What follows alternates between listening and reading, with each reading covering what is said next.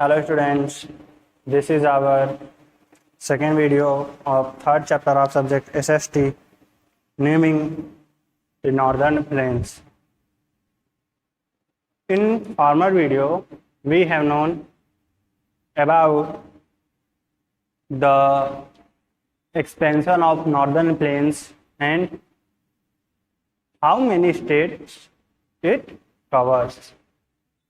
And I've told you in former video that the northern plains extends from Punjab to Assam and it expanded very largely. And the rivers originated from the Himalayas mountains, passed through these plains, and these rivers carry a large quantity of silt, sand particles and rock particles. And these silt that is carried by rivers are deposited in northern plains while the rivers are passing through these plains, and these silts are very fertile to the land, and that silt deposited by rivers is called alluvium soil or alluvial soil. And the three main rivers of northern plains are Satluj River, Ganga River and Brahmaputra River, and on the basis of these three rivers the whole northern plains can be divided into three basins. These three basins are known as Satluj basins, the Ganga basin and the Brahmaputra basin. So in this video we are going to consult about these three basins. So let's start our today's topic, naming river basin. पिछले video में जो है हम आपको northern plains के बारे में, इसके विस्तार के बारे में बताएं। हम ये भी बताएं कि कई नदियां जो हैं हिमालय से ओरिजिनेट होती हैं और फिर ये नदियां जो है आके हमारे प्लेन से होकर ये गुजरती हैं, और ये नदियां जो हैं अपने साथ काफ़ी मात्रा में जो है सिल्ट को, सैंड पार्टिकल को, रॉक पार्टिकल को कैरी करती हैं। और ये जो सिल्ट हमारे इन प्लेन में डिपॉजिट होता है, इस सिल्ट को हम एलुवियम सॉइल कहते हैं, जो कि हमारे लैंड के लिए बहुत ही फर्टाइल होता है। और जो थ्री मेन रिवर्स हैं नॉर्दर्न प्लेन्स की, ये तीनों रिवर हैं Sutlej river, Ganga river and Brahmaputra river. और इन तीनों रिवर्स के बेसिस पर होल यानी पूरे नॉर्दर्न प्लेन्स को थ्री कैटेगरी में डिवाइड किया गया है, the Sutlej basin and the Ganga basin and the Brahmaputra basin. तो इस वीडियो में हम इन्हीं तीनों बेसिन के बारे में जो है कंसल्टेशन करेंगे, चर्चा करेंगे, उसके विषय में जानेंगे। तो आइए स्टार्ट करते हैं अपना टॉपिक, रिवर्स बेसिन। सबसे पहले हम आपको बेसिन के विषय में बता दें कि बेसिन होता क्या है। पिछले वीडियो में भी हम आपको बताए थे बेसिन मतलब नदी क्षेत्र, यानी जो नदी जिस भाग से होकर गुजरती है, नॉर्दर्न प्लेन के जिस रीजन से होकर जाती है, यानी जिस नदी के द्वारा नॉर्दर्न प्लेन्स का जो एरिया सींचा जाता है, वाटर्ड होता है, उसी को हम रिवर बेसिन कहते हैं। तो आइए स्टार्ट करते हैं।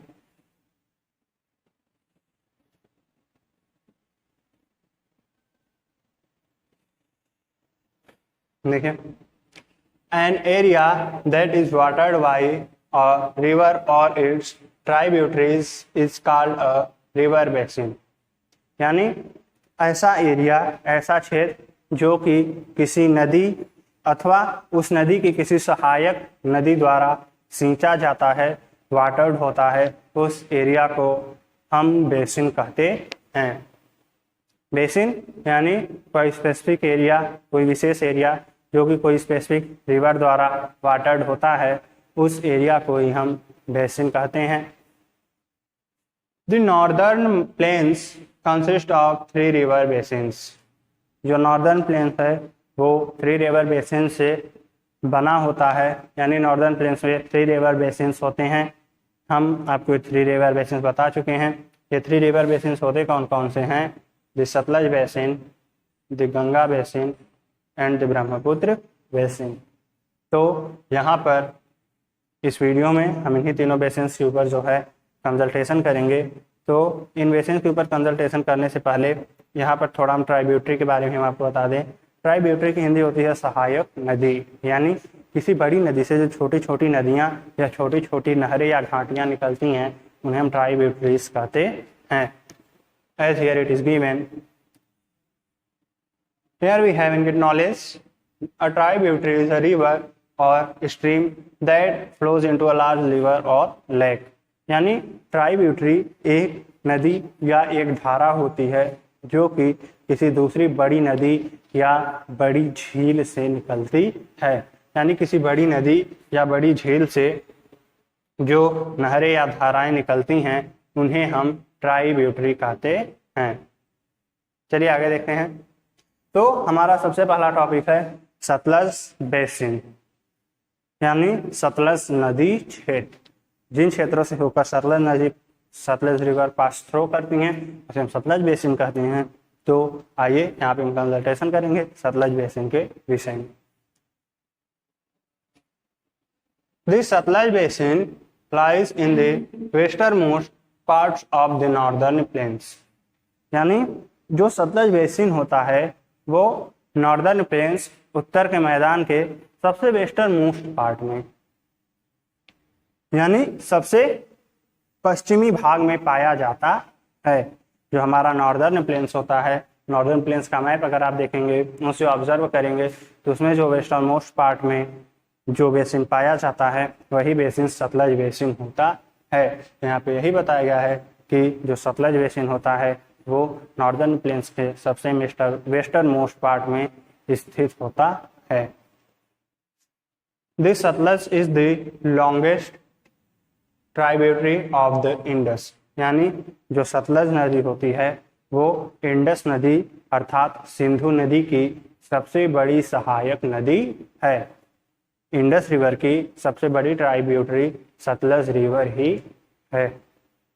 तो हम ये चीज़ तो अब हम इमेजिन कर ही सकते हैं, जो सतलज रिवर है that is flows into Indus river.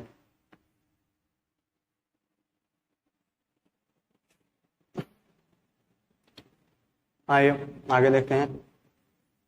It originates in Tibet, China and flows, यहाँ पर देखते हैं थोड़ा सा फिर से एक बार।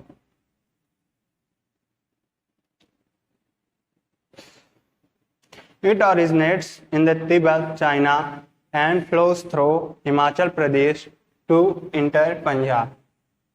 यानी ये जो सतलज रिवर है वो चाइना में, चीन में, तिब्बत वहाँ का जो एक नगर है, एक राज्य है, तो तिब्बत जो कि पहले इंडिया में ही कभी हुआ करता था but now it is located in China.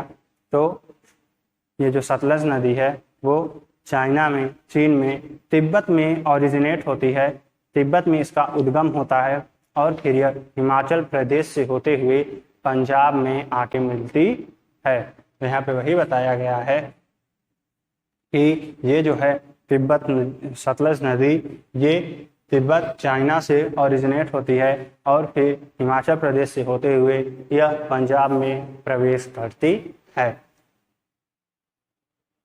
The bees river is the main tributary of Sutlej.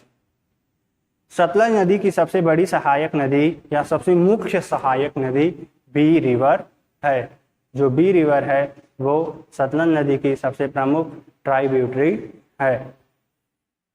The two rivers flow in the southwest direction and join the Indus River in Pakistan and discharge into the Arabian Sea।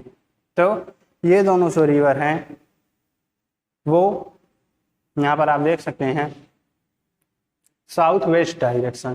तो ये दोनों जो river है वो south west direction में यानी दक्षिण पश्चिम दिशा में ये दोनों रिवर जो है फ्लो करती हैं, बहती हैं और फिर पाकिस्तान में जाके ये दोनों रिवर, ये दोनों नदियाँ सिंधु नदी को ज्वाइन कर लेती हैं और फाइनली ये नदी जो है ये नदियाँ जो है वो अरबियन सी यानी अरब सागर में जाकर मिल जाती हैं। कहने का तात्पर्य है कि ये जो दोनों नदियाँ हैं वो क्या होता है कि साउथ वेस्ट डायरेक्शन में फ्लो करती हैं, फिर ये पाकिस्तान में जाती है तो वहाँ पर इंडस रिवर को ये क्या करती हैं, ज्वाइन कर लेती हैं, उससे मिलती हैं और फाइनली जो है फिर ये नदियाँ जाके अरब सागर अरबियन सी में मुक्त हो जाती हैं। डिस्चार्ज हो जाती हैं।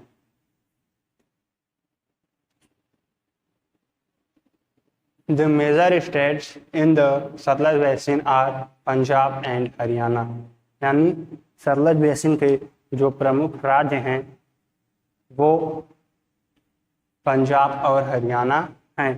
सतलज बेसिन के क्षेत्र में जो प्रमुख राज्य आते हैं वो राज्य पंजाब और हरियाणा है। The Bhakra Nangal Dam has also been built across the Satluj to provide water for irrigation and electricity. Bhakra Nangal बांध भी सतलज नदी के ऊपर ही बनाया गया है ताकि ये हमें सिंचाई के लिए पानी, वाटर फॉर इरिगेशन और बिजली दे सके। ताकि जैसे देखिए जो सतलज नदी है वहाँ पर भाखरा नांगल डैम, भाखरा नांगल बांध बनाया गया है। जो भाखरा नांगल डैम है, भाखरा नांगल बांध, ये हमारे इंडिया का सबसे हाईएस्ट डैम है, हमारे भारत का सबसे ऊंचा बांध है भाखरा नांगल। तो यहाँ पर वही बताया गया है कि सतलज नदी पर भाखरा नांगल बांध जो बनाया गया है जिससे कि वहाँ पर जो है वाटर की एक बहुत ह्यूज क्वांटिटी जो है जमा हो जाती है और फिर इसका प्रयोग जो है सिंचाई के लिए और बिजली को उत्पन्न करने के लिए, इलेक्ट्रिसिटी को प्रोड्यूस करने के लिए किया जाता है। तो यही चीज़ यहाँ पे आपको बताई गई है कि भाखरा नांगल बांध वो सतलज नदी पर बनाया गया है जिससे कि हमें सिंचाई के लिए वाटर और बिजली प्राप्त हो सके। आगे देखते हैं।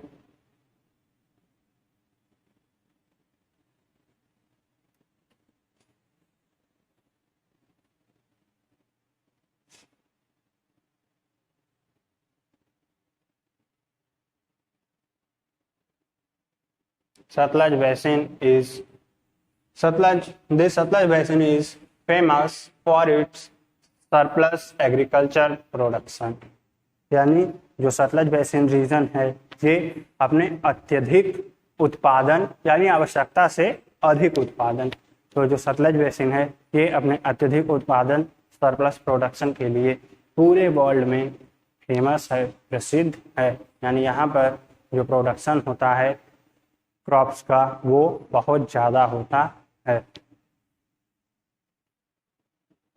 It mainly includes wheat, rice, cotton and sugarcane। तो यहाँ पर जो फसलें उगाई जाती हैं उनमें मुख्यतः व्हीट यानी गेहूँ, राइस, कॉटन मीन्स होता है रुई, और शुगरकेन यानी गन्ना है। यानी सतलज बेसिन रीजन में ग्रो करने वाली, उगाई जाने वाली प्रमुख फसलें शुगर केन, कॉटन, राइस और व्हीट हैं। चलिए चलते हैं अभी अपने नेक्स्ट टॉपिक पर। नेक्स्ट टॉपिक है हमारा द गंगा बेसिन, यानी गंगा नदी क्षेत्र। तो आइए इसे पढ़ते हैं, इसके बारे में जानते हैं, कंसल्टेशन करते हैं। गंगा बेसिन क्या होता है? The Ganga basin lies in the central part of the northern plain. एक बार देखिए गंगा बेसिन को बताने से पहले एक बार इसे फिर से रिवाइज करना चाहेंगे सतलज बेसिन को ब्रीफली, कि जो सतलज बेसिन है वो नॉर्दर्न प्लेस के सबसे वेस्ट पार्ट में, सबसे वेस्टर्न मोस्ट पार्ट होता है, और जो सतलज है वो इंडस रिवर की सबसे बड़ी सहायक नदी है, और ये जो है चाइना में, तिब्बत में ओरिजिनेट होती है और फिर हिमाचल प्रदेश से होते हुए या पंजाब में प्रवेश करती है। और जो बीज रिवर है वो सतलज की सबसे मुख्य सहायक नदी है, और ये दोनों रिवर्स जो हैं वो साउथ वेस्ट डायरेक्शन में बहते हुए पाकिस्तान में जाकर इंडस रिवर यानी सिंधु नदी को ज्वाइन करती हैं, और फाइनली ये जो है अरबियन सी यानी अरब सागर में जाकर डिस्चार्ज हो जाती है।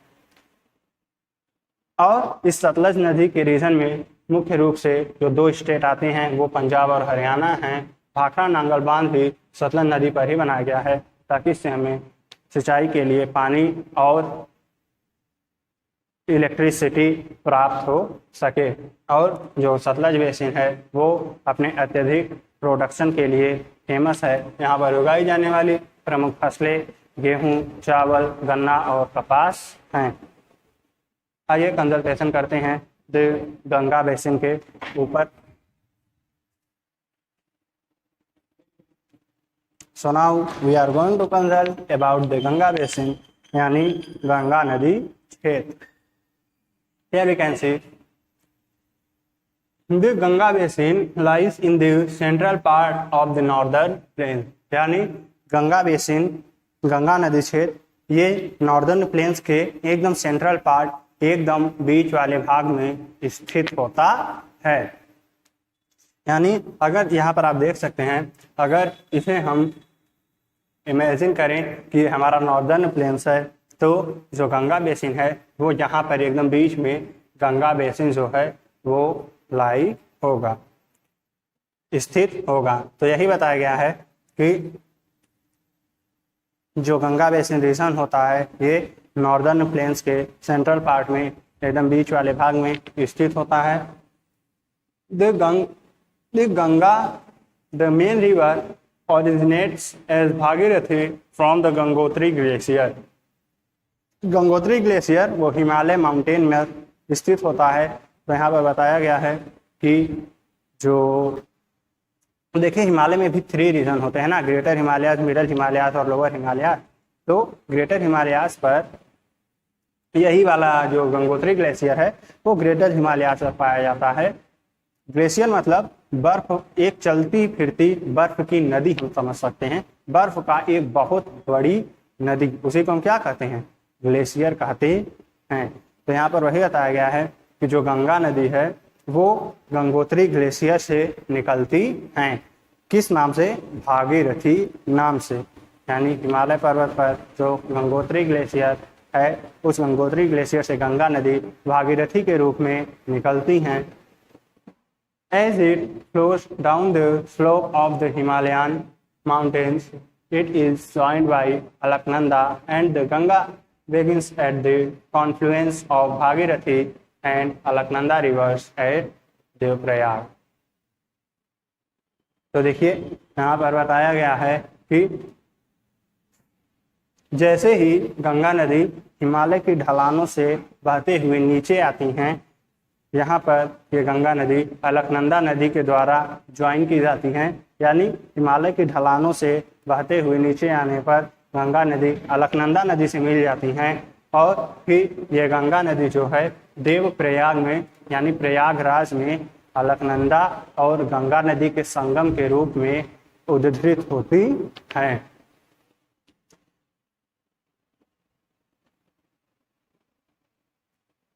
आगे देखते हैं।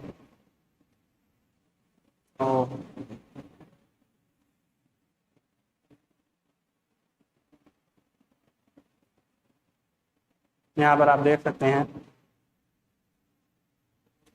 flowing swiftly down the mountains, the Ganga enters into the plains at Haridwar.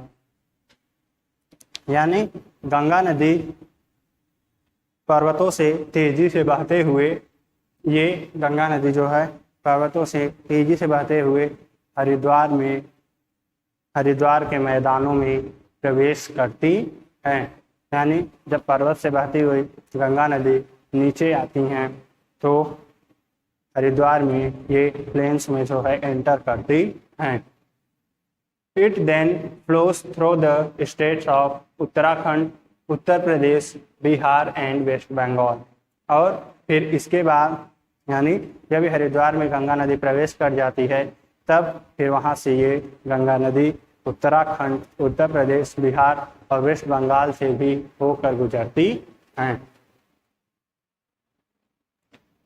In West Bengal it branch out into the Padma and the Hooghly rivers. यानी वेस्ट बंगाल में ये जो गंगा रिवर है या भागीरथी रिवर है, ये 2 ब्रांच में, 2 शाखाओं में बट जाती है। अर्थात गंगा नदी जो है वो पद्मा नदी और हुगली नदी में बट जाती है। यानी आप इमेजिन कर सकते हैं यहाँ पर, जैसे कि ये जो गंगा नदी है ये यहाँ पर जब आई, तो यहाँ जब ये वेस्ट बंगाल में जब ये आती हैं तो यहाँ क्या होता है, गंगा नदी 2 भागों में बट जाती हैं। ठीक है, इसमें से एक जो है वो पद्मा नाम से होता है और दूसरी नदी को हम हुगली नदी कहते हैं। यहाँ पर जो है वही बताया गया है कि गंगा नदी जब वेस्ट बंगाल में पहुँचती हैं तो ये दो रिवर्स, पद्मा रिवर और हुगली रिवर में डिवाइड हो जाती हैं। The Padma flows through Bangladesh and joins the Brahmaputra, यानी पद्मा नदी जो है अब वो बांग्लादेश में जाती हैं, बांग्लादेश से होकर बहती है गंगा नदी और फिर वहाँ पर ये ब्रह्मपुत्र नदी से मिल जाती है। जैसा कि हम बताए वेस्ट बंगाल में जब गंगा नदी पहुंची भागीरथी नदी तो ये दो ब्रांच में डिवाइड हुई, पद्मा नदी और हुगली नदी, और पद्मा नदी जो है फिर वेस्ट बांग्लादेश से होते हुए बहती है और ये ब्रह्मपुत्र नदी से मिल जाती है। The Hooghly flows through Kolkata to enter the Bay of Bengal, और अब जो हुगली रिवर है, पद्मा नदी जो है ब्रह्मपुत्र से मिल जाती हैं और जो हुगली नदी है, हुगली रिवर है, वो कोलकाता से होकर जाती है, बहती हैं और फिर बे ऑफ बंगाल यानी बंगाल की खाड़ी में प्रवेश करती हैं। कहने का मतलब एक बार फिर से आप देखिए इसे, ये जो गंगा नदी है यहाँ जब ये वेस्ट बंगाल में आई तो यहाँ से जो है ये दो भागों में बट गई। ठीक है, ये जो है हमारी पद्मा नदी,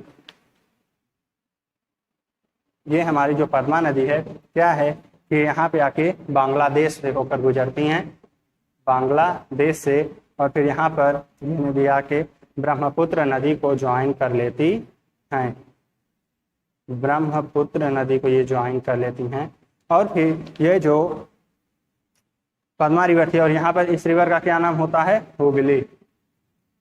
तो ये जो हुगली रिवर हमारी होती है, ये हुगली रिवर यहाँ पर कोलकाता से होकर बहती है, कहाँ से, कोलकाता से होकर ये बहती है और फिर यहाँ पर फाइनली आके बे ऑफ बंगाल यानी बंगाल की खाड़ी में मिल जाती हैं, इस तरह। ठीक है, चलिए आगे देखते हैं। The major states in the Ganga basin are Uttar Pradesh, Bihar and West Bengal, यानी इस गंगा नदी के रीजन में, गंगा बेसिन के क्षेत्र में आने वाले प्रमुख राज्य उत्तर प्रदेश, उत्तराखंड, बिहार, वेस्ट बंगाल, ये सब स्टेट जो है होते हैं। यानी गंगा बेसिन के रीजन में जो प्रमुख राज्य होते हैं कौन कौन से, उत्तर प्रदेश, उत्तराखंड, बिहार और वेस्ट बंगाल, पश्चिम बंगाल। आगे देखते हैं। The Ganga basin is one of the most fertile and densely populated region in the world,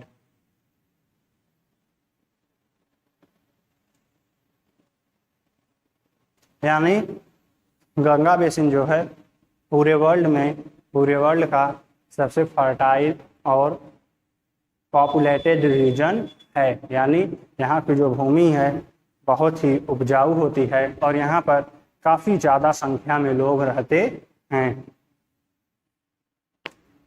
the major crops of the basin are wheat, rice, jowar, sugarcane, bajra, barley, gram and jute, और यहाँ पर गंगा रीजन में उगाई जाने वाली प्रमुख फसलें wheat, rice, jowar, sugarcane, bajra, barley में जौ होता है, बार्ले, ग्राम अर्थात चना और जूट होता है।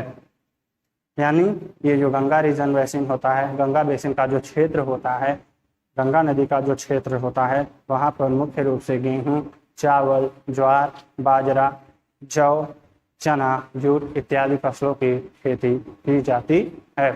And here we have input knowledge. Yamuna is the main tributary of Ganga. Its other tributaries include Gomti, Ghaghra, Gandak, Kosi and Ramganga, यानी गंगा नदी की सबसे प्रमुख सहायक नदी यमुना नदी होती है और इसके अलावा गंगा नदी के कुछ और ट्राइब्यूटरी, गंगा नदी की कुछ और सहायक नदियां होती हैं जैसे गोमती, घाघरा, गंडक, कोसी, रामगंगा, ये सब जो है गंगा नदी की ट्राइब्यूटरीज होती हैं। Now we have the Brahmaputra basin, यानी अब हम ब्रह्मपुत्र बेसिन के बारे में पढ़ेंगे। हम सतलज बेसिन के बारे में पढ़े, हम गंगा बेसिन के बारे में पढ़े और अब हम ब्रह्मपुत्र बेसिन के बारे में पढ़ेंगे। इसे जानेंगे। तो आइए स्टार्ट करते हैं। The Brahmaputra basin lies in the eastern most part of the northern mountain, यानी जो ब्रह्मपुत्र बेसिन होता है वो नॉर्दर्न माउंटेन के सबसे ईस्ट पार्ट में, सबसे ईस्टर्न मोस्ट पार्ट में स्थित होता है। यानी ये जो है सतलज बेसिन के ठीक अपोजिट होता है। सतलज बेसिन जो है वो नॉर्दर्न प्लेट के वेस्टर्न मोस्ट पार्ट में था, और ये जो ब्रह्मपुत्र बेसिन है ये नॉर्दर्न प्लेन्स के ईस्टर्न मोस्ट पार्ट में स्थित होता है। Like the river Sutlej and Brahmaputra has its origin in Tibet, China, where it is called the Tsangpo River. इसे सैंगपो पढ़ते हैं तो साइलेंट है, ठीक है। सैंगपो रिवर यानी सतलज नदी की तरह ही ब्रह्मपुत्र नदी भी चाइना यानी तिब्बत में उद्भूत होती हैं, तिब्बत में ओरिजिनेट करती हैं, वहाँ से इनका ओरिजिन होता है, और वहाँ पर इस नदी को सैंगपो रिवर कहा जाता है। यानी हम पढ़े थे कि सतलज नदी जो है वो चाइना तिब्बत से ओरिजिनेट करती है, वहाँ से इसका उद्गम होता है। इसी तरह ब्रह्मपुत्र नदी भी तिब्बत में, चाइना में उद्गम होता है इसका, और वहाँ पर इस नदी को सैंगपो रिवर कहा जाता है। It enters in India and flows through Arunachal Pradesh and Assam and then enters into Bangladesh. यानी ये जो ब्रह्मपुत्र नदी होती है ये it enters in India, Brahmaputra नदी जो है वो चाइना से हमारे इंडिया में प्रवेश करती है, और ये जो है अरुणाचल प्रदेश से होकर बहते हुए असम जाती है, असम तक पहुंचती है, और फिर वहां से ये बांग्लादेश में प्रवेश कर जाती है। यानी चाइना में ओरिजिनेट होने के बाद ये इंडिया में एंटर करती है, और फिर यहाँ पर अरुणाचल प्रदेश से बहती हुई यहाँ असम जाती है, और फिर वहाँ से जो है ये फ्लोइंग थ्रो करके बांग्लादेश में चली जाती है।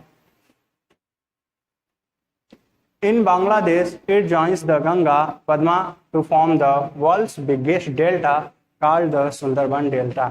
और बांग्लादेश में जाकर यह ब्रह्मपुत्र नदी पद्मा नदी से मिल जाती हैं, और इस तरह वहाँ पर दुनिया के सबसे बड़े डेल्टा सुंदरबन डेल्टा का निर्माण होता है। अभी देखिए कुछ देर पहले हम आपको बताए थे ना कि गंगा नदी वेस्ट बंगाल में 2 पार्ट्स में डिवाइड होती है, पद्मा में और हुगली नदी में। पद्मा नदी क्या होता है, बांग्लादेश में जाती है, और वहाँ बांग्लादेश में जाके ब्रह्मपुत्र नदी से मिल जाती है। तो वही चीज़ को यहाँ पर फिर से रिपीट किया गया है कि ये जो ब्रह्मपुत्र नदी है वो क्या होती है, असम से होती हुई बांग्लादेश में जाती है, और फिर बांग्लादेश में जाकर वहाँ पर ये पद्मा नदी से, यानी गंगा नदी का जो एक पार्ट होती है, एक फॉर्म होती है, पद्मा नदी से मिल जाती है, और इस तरह वहाँ पर दुनिया के, वर्ल्ड के सबसे बिगेस्ट डेल्टा सुंदरबन डेल्टा का निर्माण होता है। This river discharge into the Bay of Bengal, और ये जो रिवर्स हैं पद्मा और ब्रह्मपुत्र, ये रिवर्स जो हैं बे ऑफ बंगाल यानी बंगाल की खाड़ी में जाकर डिस्चार्ज हो जाती हैं। Here we have input knowledge.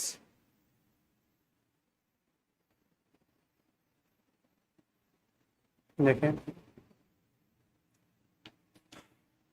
The Sundarban Delta is named after the Sundari tree which grows in abundance in the marshy tract of the delta। यानी सुंदरबन डेल्टा का नाम सुंदरी ट्री के नाम पर पड़ा है। सुंदरी एक पेड़ होता है, जो सुंदरबन डेल्टा है उसका नाम सुंदरी ट्री के नाम पर पड़ा है। ये ट्री जो है मार्शी ट्रैक में यानी दलदली एरिया में, वो जो डेल्टा जहाँ पर बनता है सुंदरबन डेल्टा, वहाँ के दलदली एरिया में ये सुंदरी वन जो है बहुतायत में पाया जाता है, और इसी सुंदरी वृक्ष के नाम पर इस डेल्टा का नाम सुंदरबन डेल्टा पड़ा है। चलिए आगे देखते हैं। The major states of the Brahmaputra basin are Arunachal Pradesh, Assam, Nagaland, Meghalaya and Sikkim. यानी ब्रह्मपुत्र बेसिन क्षेत्र के प्रमुख राज्य जो हैं वो अरुणाचल प्रदेश, असम, नागालैंड, मेघालय और सिक्किम हैं। यानी गंगा बेसिन के क्षेत्र में जो प्रमुख राज्य आते हैं, जिन प्रमुख राज्यों से होकर ये गंगा नदी जाती है, वो कौन कौन से राज्य हैं? अरुणाचल प्रदेश, असम, मेघालय, सिक्किम, नागालैंड इत्यादि। आगे, the Brahmaputra basin is very narrow and it is surrounded by hills and mountains on 3 side.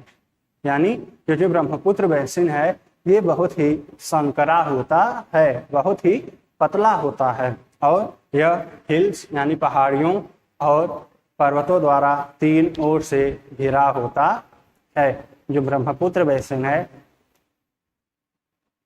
Brahmaputra नदी का क्षेत्र है, ये काफ़ी पतला, काफ़ी नैरो होता है, संकरा होता है और यह 3 ओर से 3 साइड्स से हिल्स और माउंटेन्स से सराउंडेड होता है, घिरा होता है।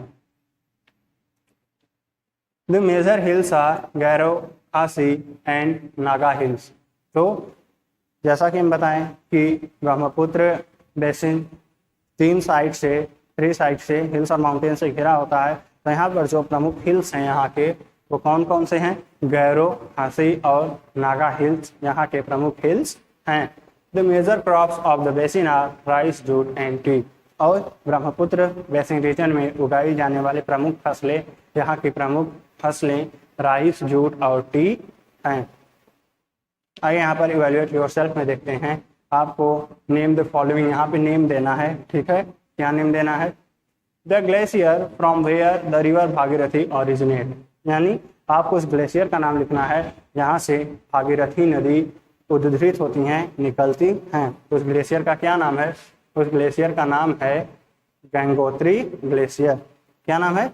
गंगोत्री ग्लेशियर। तो यहाँ पे हम लिख देंगे गंगोत्री, GANGOTRI। उस ग्लेशियर का क्या नाम है? गंगोत्री ग्लेशियर। आगे दिया है the biggest delta in the world, यानी संसार का सबसे बड़ा डेल्टा कौन सा है? अभी हम आपको बताए थे, उस डेल्टा का नाम है सुंदरबन डेल्टा। तो यहाँ पे जो है हम सुंदरबन डेल्टा, यहाँ पे क्या भर देंगे? सुंदरबन। सेकंड वाले कॉलम में क्या भर देंगे? सुंदरबन, ठीक है? तो इस तरह यहाँ पे जो तीनों कॉलम है इसे आप पढ़ेंगे, समझेंगे और फिल करेंगे। तो यहाँ पे ये वीडियो आपका कंप्लीट होता है, जो टॉपिक रिवर बेसिन आपका कंप्लीट होता है। मिलते हैं आपसे नेक्स्ट वीडियो में। Thank you very much.